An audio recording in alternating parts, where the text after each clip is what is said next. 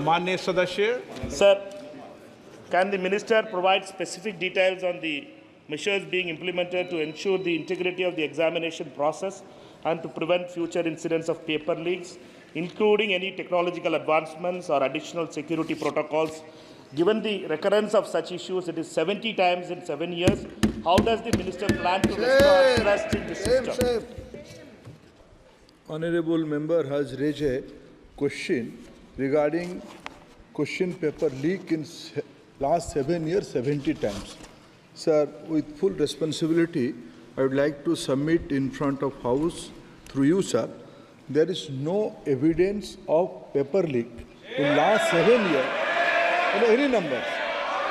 So there are incidents, already this case, right now, Speaker, sir, this case is going in front of Honorable Supreme Court. All the things has come out, every question has put in front of Supreme Court. Honorable CJI is personally presiding over that bench, and with full responsibility I can say, in last, after NTA, more than 240 examination has been conducted, more than 5 crore students has been applied, and more than 4.5 crore students successfully participated in the examination. These are the all fact and records. Supplementary. Sir,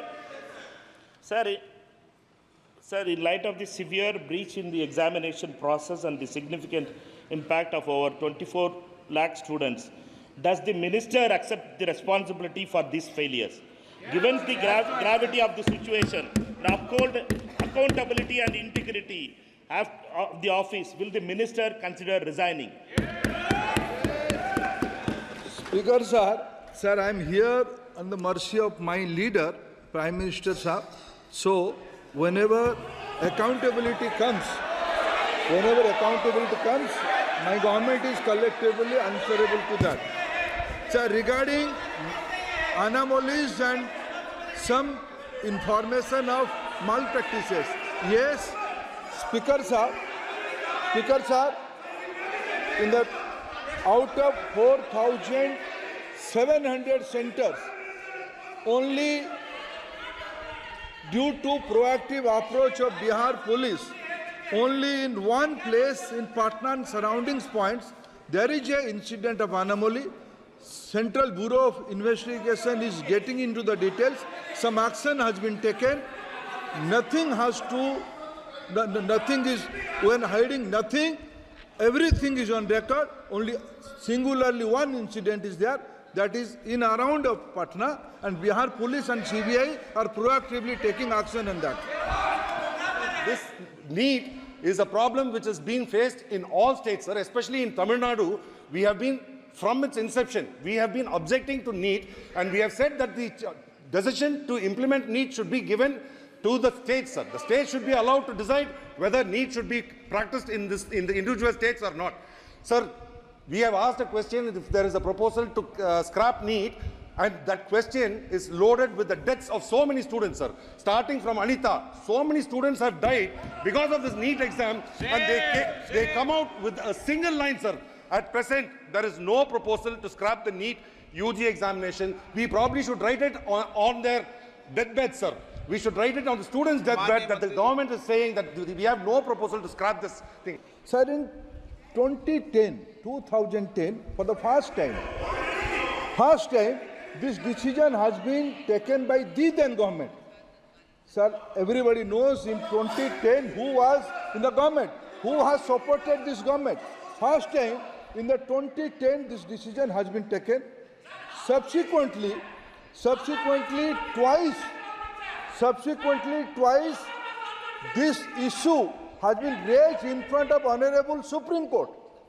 Both the time, Honorable Supreme Court has recommended for a single examination in all India level. At first, this examination was conducted by CBSE. Subsequently, the new agency, National Testing Authority, has been assigned to conduct this examination. This is a continuous process. From the 2010 onward, this debate is on. Those who have decided to conduct that examination in those days, today, due to political reason, they are putting fingers. Today, there is categorical answer from government. Due to Supreme Court's guidance and the instruction, single examination, All India pattern examination is very successfully on. The basic issue before us is the credibility of the competitive examinations has already been lost. So 24 lakhs of students have appeared for the NEET UG examination this time. The corruption has started, begins from the date of registration. Now this time the registration date has been extended, and for correcting the Aadhaar updation, that has also been extended, and the leakage of paper has also happened in Patna. And after all these things, now the future of the students is in big danger, and they are very much apprehensive. They are all approaching us as the people's representative. So the point is the CBI investigation is going on. So far, only one case is registered and one FIR is registered. CBI investigation is going on, and a committee has also been constituted to look into it. So our case is whether, since it is a matter which is concerning the people at large, I think that this is the right forum by which this matter has to be discussed. So my question is, one question is regarding the centers of excellence like AIMS, JIGMA, AFC, whether a separate competitive test will be conducted, and in order to examine in detail whether a joint parliamentary committee be constituted so as to investigate into this matter. That is a specific question I am asking, sir. Regarding Samanamlo, very government has nothing to hide. We have put all the facts in front of Supreme Court. Very right now, Supreme Court is hearing that case. It will be proper to just wait and watch what Supreme Court is giving instruction, and this house is open to any kind of discussion. Akhilesh Yadav ji, 1 minute में सबका जवाब दूंगा आज. चलो बैठो. अध्यक्ष महोदय, मैं आपका धन्यवाद देना चाहता हूं. देश के बहुत महत्वपूर्ण सवाल पर आपने मुझे पूछने का समय दिया है. अध्यक्ष महोदय, ये सरकार किसी और का रिकॉर्ड बनाए ना बनाए, लेकिन पेपर लीक का रिकॉर्ड जरूर ये सरकार बनाएगी. अध्यक्ष महोदय, मुझे इसके बैकग्राउंड में नहीं जाना है कि अध्यक्ष महोदय, मुझे बैकग्राउंड में नहीं जाना है कि कब, कैसे, किस संस्था को बनाया गया है. पूरे देश के छात्र इस पे आंदोलित थे. लगातार अखबार और सीबीआई की जांच के बाद चीज़ें सामने आ रही हैं, लोग पकड़े जा रहे हैं, जेल भेजे जा रहे हैं. मैं अध्यक्ष महोदय आपके माध्यम से पूछना चाहता हूं मंत्री जी से, क्या सेंटर वाइज जिन बच्चों को सबसे ज़्यादा नंबर मिले हैं, क्या उसकी सूची जारी करेंगे? 30,000 सीटें जहां हैं, कई सेंटर अध्यक्ष महोदय ऐसे हैं जहां 2,000-2,500 बच्चे पास हो गए हैं. सरकारी सीटें 30,000 हैं. कई सेंटर में 2,000 से ज़्यादा पास हो गए. कई प्रदेश के ऐसी जगह है जहां पर कुछ सेंटर से 600 से 650 से ज़्यादा सबसे ज़्यादा नंबर हैं. और अगर वो संस्था इतनी क्रेडिबल थी, तो अध्यक्ष महोदय जिन सेंटर्स पे ये परीक्षा हुई, उन सेंटर्स का इंफ्रास्ट्रक्चर क्या था? क्या मंत्री जी ने जानकारी की थी इस बात की? अध्यक्ष महोदय, मेरे आपके माध्यम से एक ही निवेदन है कि बिना ये मंत्री जी रहेंगे तो न्याय नहीं मिलेगा बच्चों को.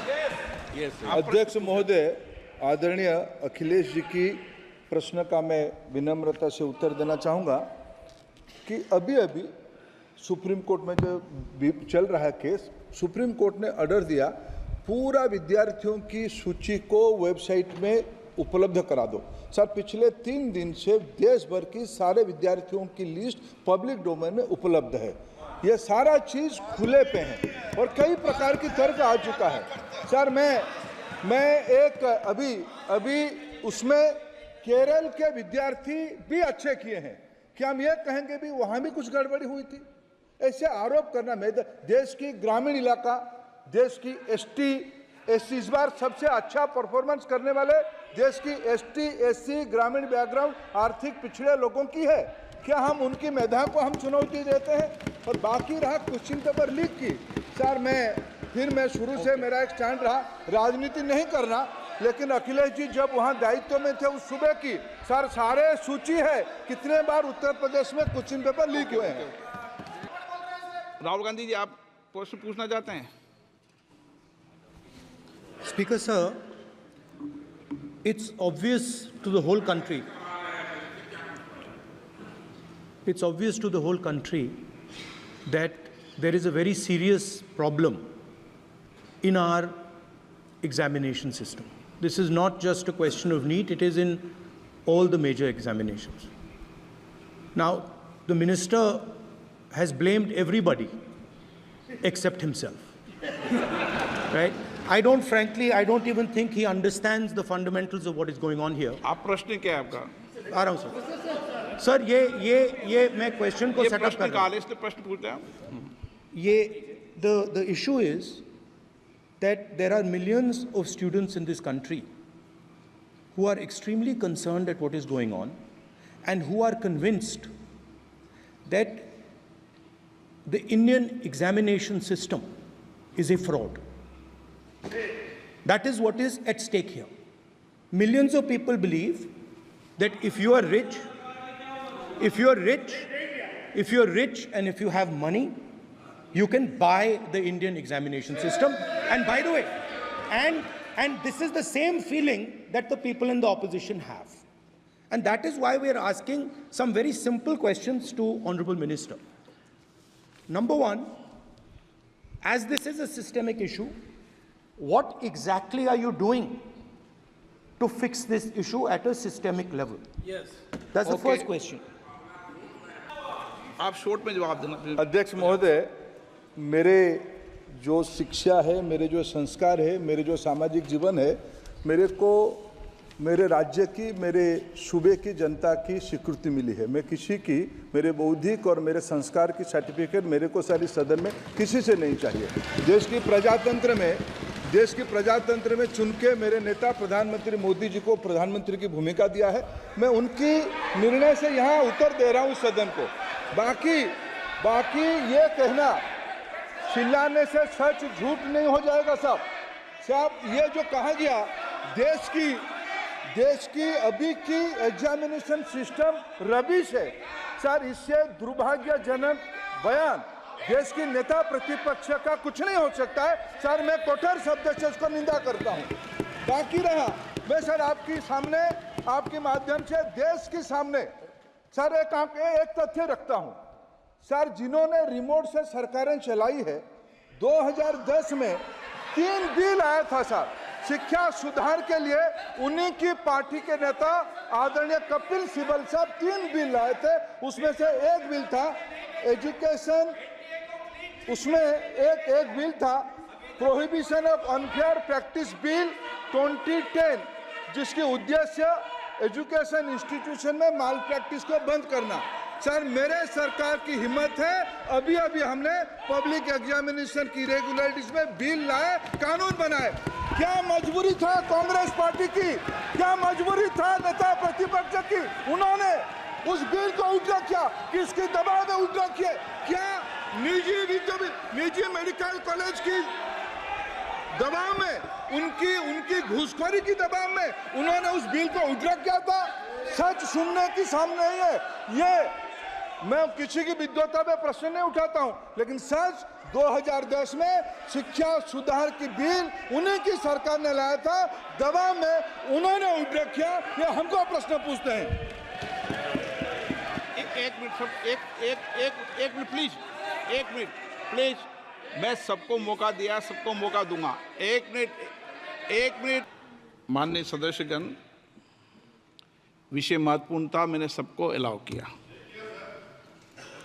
लेकिन एक बार इस सदन के अंदर ये सार्थक चर्चा होनी चाहिए, क्योंकि प्रश्न ये था कि परीक्षाओं के विषय के अंदर, और आप सबको पता है देश में अलग अलग राज्यों के अंदर भी अलग अलग दलों की सरकार रही, और उन अलग दलों की सरकार में आपकी भी सरकार रही, अन्य दलों की सरकार रही। वहाँ भी कई बार प्रश्न लीक हुए, प्रश्न पत्र लीक हुए और परीक्षाओं पर प्रश्न उठे। मेरे सवाल, एक मिनट मैं बता रहा हूँ जिसको, आप पूरी बात सुनिए मेरी। मेरा कहना ये है कि हम और उन एक मिनट प्लीज बैठिए, एक मिनट नीट नहीं सारी। हमारा सवाल ये है कि हम यहाँ इसलिए चिंता के लिए बैठे हैं कि भविष्य में हमारे विद्यार्थियों के भविष्य पर कोई विषय न उठे, इसलिए किस तरीके का मैकेनिज्म डेवलप करें, परीक्षाओं का क्या बेहतर सिस्टम डेवलप करें, इसमें सबके सुझाव आए ताकि भविष्य के अंदर, और उसके लिए जो उत्तम सुझाव हो सकते हैं सरकार भी उस उत्तम सुझावों को मानेगी। एक मिनट, लेकिन हम अगर सारे परीक्षाओं पर सवाल उठाएंगे तो कई राज्यों में कई दलों की सरकार है जो परीक्षाएं आयोजित करती रहती है। हम सारी परीक्षाओं पर सवाल उठाएंगे तो जो बच्चे उत्तीर्ण होते हैं उनके भविष्य पर और भारत की परीक्षाओं पर, भारत की शिक्षण व्यवस्थाओं पर, पूरे विश्व में एक बहुत गंभीर असर पड़ेगा, जो सदन की चिंता का विषय है। और इसके लिए सभी राज्यों ने अपने अपने यहाँ कानून बनाए, संसद ने भी कानून बनाए। कानून बनाने के अलावा इस विषय के अंदर एजेंसी जांच कर रही है, कोर्ट निगरानी कर रही है। हमारा सवाल ये होना चाहिए कि हम कैसे सकारात्मक रूप से सुझाव देकर इस सिस्टम को और बेहतर कर सकते हैं, ये होना चाहिए। आरोप प्रत्यारोप से सदन नहीं है। आप बेहतर सिस्टम डेवलप करो, और कभी भी सारे एग्जामिनरों पर सवाल उठाना सदन के लिए उचित नहीं है। ये सदन इसके लिए है भी नहीं प्लेटफॉर्म। No, question number 3